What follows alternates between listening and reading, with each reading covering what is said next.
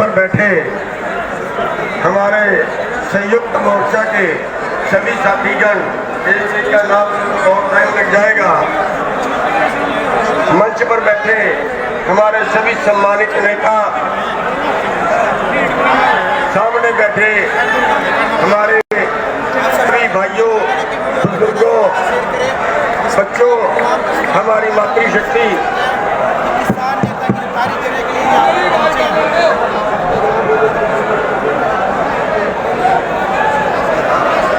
Hello, अब आ गई। मंच पर बैठे,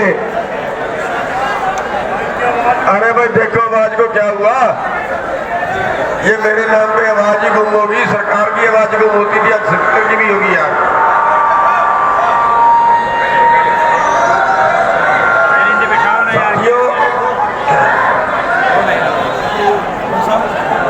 यहाँ पे हरियाणा की सरकार, भैया ये शोर ड्रामा नहीं, भैया शोर ड्रामा नहीं प्लीज। ये मंच है क्या ड्रामा बना दिया इसका? ये मंच है कि ड्रामा है? फोटो बाद में उतर जाएगी यार, अभी क्या हो गया ऐसा? आप लोग बैठिए जो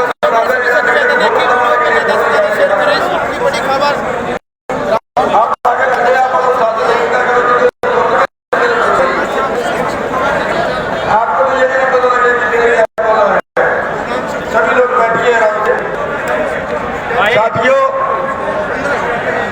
हरियाणा सरकार सबसे ज्यादा अत्याचार कर रही है।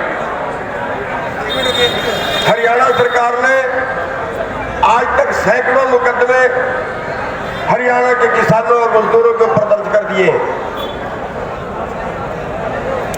कोई शहर ऐसा नहीं होगा, कोई जिला ऐसा नहीं होगा जहां पे किसानों पे लाठीचार्ज नहीं हुआ है।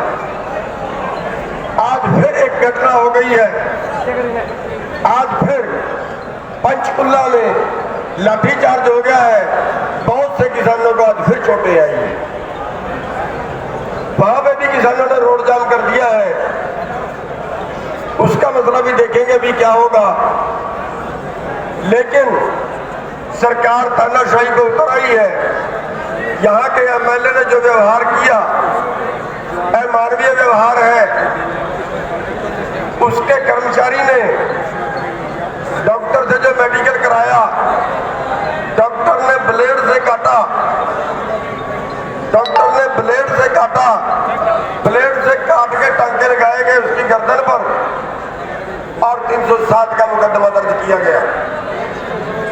हमारी मांग है कि जिस डॉक्टर ने ब्लेड से काट कर टांके लगाए हैं, उस डॉक्टर पे मुकदमा दर्ज होना चाहिए। होना चाहिए कि नहीं होना चाहिए? उसके जिस पीए ने, जो भी उसका कर्मचारी था, जिसने झूठा मुकदमा दर्ज करवाया, उसके ऊपर भी मुकदमा दर्ज होना चाहिए। एमएलए जिसने लोगों को भड़काया, मां बहन की गालियां दी, जिसने मां बहन की गालियां निकाली, जिसने किसानों को भद्दे शब्द बोले, किसानों को उकसाया, और आज जिसके लिए ये हजारों किसान सड़कों पर है, उस एमएलए के ऊपर मुकदमा दर्ज होना चाहिए। हमारी जिस दिन पहले पंचायत थी, हमने प्रशासन के आगे बड़ी सीधी सीधी मांग रखी थी कि जो हमने गलती की है, जितना हमारा कसूर है, उसका मुकदमा आपने हमारे ऊपर बना दिया, उससे 4 गुना जबड़ा बना दिया। जितना गुना एमएलए का है, जितना कसूर एमएलए का है, उतने गलती का मुकदमा, उतने अपराध का मुकदमा उस एमएलए पे दर्ज कर दो। एक लड़के को जान से मारने की कोशिश की गई, बहुत गहरी चोट उसको मारी गई, 307 का मुकदमा उस एमएलए पे बनता है।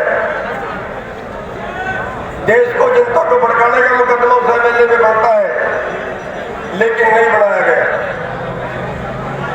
और उल्टा कल हमारे साथियों को गिरफ्तार किया, बहुत से हमारे साथियों के घर पे छापे मारे, मक्खन सिंह को गिरफ्तार किया।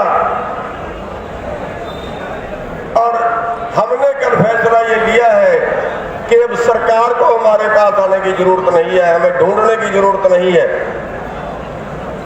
सरकार को हमारे घरों पे छापे मारने की जरूरत नहीं है। हम सब किसान अपराधी हैं, हम सब किसान आंदोलनकारी हैं, हम सब किसानों का हमने एक जैसे ही काम किया है। अगर मक्खन सिंह अपराधी है तो फिर मैं भी अपराधी हूं। अगर मक्खन सिंह अपराधी है तो फिर संयुक्त किसान सारा मोर्चा जो है वो सारा अपराधी है। और इसलिए हमने फैसला लिया है कि सबसे पहली गिरफ्तारी जो है वो संयुक्त मोर्चे के लोग ही देंगे। आप लोग सब उसके बाद गिरफ्तारी देंगे।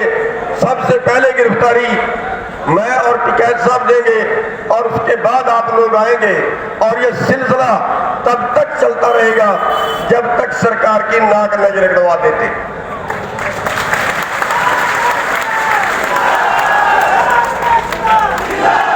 अकेला हरियाणा तो क्या, हम सरकार को कहते हैं कि पूरे हिंदुस्तान की जेलें तैयार कर ले, तेरी जेलों में जगह नहीं बचेगी। और साथियों, जेल का तो बड़ा सेफ आंदोलन है। ले जाएगी सरकार अपने खर्चे से, खाना फ्री है, आना फ्री है, जाना फ्री है, खाना फ्री है। ये तो बड़ा सेफ आंदोलन है। और मैं तो ये कहूंगा कि अगर जल्दी से सरकार ना मानी तो हम तो सड़े परिवारों के जाके जेल में बैठेंगे। खर्चा भी बचेगा, आंदोलन भी होगा। बाहर तो हमें दवाई लेनी पड़ती है तो पैसे लगते हैं, लेकिन अगर जेल में दवाई लेनी पड़ती है तो फ्री मिलती है। रोटी भी पकाने का कोई वहां झंझट नहीं पकड़ेंगे। तो साथियों, ये आंदोलन केवल किसानों का नहीं है, ये आंदोलन साथ में मजदूरों का भी है। इसलिए हमारे बीच में मजदूर भाई भी बैठे होंगे और उनकी जो बड़ी लीडर है कांता आलड़िया जी, वो हमारे बीच में आ गई है। और इन्होंने फैसला किया है कि हम कुंडली बॉर्डर पे हजारों की संख्या में मजदूरों को लेके कुंडली बॉर्डर पे डेरा जमाएंगे। हम उनका धन्यवाद करते हैं, उनका स्वागत भी करते हैं। ये फैसला वो ले चुकी है कि हजारों की संख्या में आएंगे और कुंडली बॉर्डर पे डेरा जमाएंगे और पूरे देश के मजदूरों को ये बताएंगे कि ये आंदोलन केवल किसानों का नहीं, ये आंदोलन उनका भी है जो अन्न से पेट भरते हैं। और अगली स्कीम जो हमारे मजदूर भाई, गरीब भाई जो पीले कार्ड वाले हैं, वो स्कीम भी सरकार बंद कर रही है। मालूम हुआ है कि इस बार सरकार ने खाने वाला तेल बंद कर दिया है। अगले बार कुछ और बंद करेंगे, अगले बार कुछ और बंद करेंगे। और जो पॉलिसी आ रही है वो ये है कि इनको जो पीले कार्ड वालों को जो अनाज देते हैं वो अनाज देना बंद करें और उसके नाम पे नगद सब्सिडी शुरू करेंगे। पहले राउंड में जैसे सिलेंडर में सब्सिडी देते हैं। और अगर वो ऐसा करते हैं तो 30 से 35 हजार करोड़ रुपया, 30 से 35 हजार करोड़ रुपया सरकार को बचता है। यानी पीले कार्ड वालों की जेब से भी 30-35 हजार करोड़ रुपया प्रति साल सरकार निकालने की तैयारी कर रही है। हमारे जो आड़ती भाई बैठे हैं मंडियों में, इनका कारोबार बिल्कुल दांव पे लग गया है। इस साल 4 मंडियां बंद कर दी गई हैं हरियाणा की, अगले साल और कर दी जाएगी और 2 साल में पूरे हरियाणा की मंडियां बंद हो जाएंगी। आंदोलन हमारा ही नहीं है, इन आड़ती भाइयों का भी है। जो छोटा छोटा व्यापार करते थे, 1000-2000 क्विंटल गेहूं खरीद के, धान खरीद के व्यापार करते थे, उन सब का व्यापार बंद होगा। आगे व्यापार जो है वो कारपोरेट करेगा। और ये खेती कानून नहीं है, ये खेती व्यापार कानून है। और ये पूरा खेती का जो बिजनेस है, इनसे पूरा कारपोरेट के हाथ में जाएगा और उसके अगली स्कीम जो है पूरी खेती कारपोरेट करेगा। हजारों एकड़ के प्लाट बनेंगे और उनमें मशीन से खेती होगी और वो हजारों एकड़ के प्लाट अंबानी अडानी जैसे लोगों के होंगे, आम किसान के नहीं होंगे। और सारी खेती मशीन से होगी तो जो हमारा खेत का मजदूर है वो भी उससे बाहर होगा। साथियों, हमारी 65% आबादी का जो रोजगार है वो खेती है और ये 65% आबादी का रोजगार छीन के चंद लोगों को दिया जा रहा है और हम उसी का विरोध कर रहे हैं। और देश बचेगा नहीं अगर ये कारपोरेट के पास चला गया। इसलिए ये लड़ाई देश को बचाने की, फसलों को बचाने की, अपनी नस्लों को बचाने की लड़ाई है और ये हमें आखिरी सांस तक लड़नी पड़ेगी। हमारे 450-500 भाई इसमें शहीद हो गए हैं, लेकिन बेशर्म सरकार अभी तक इनका मन नहीं पसीजा है। साथियों,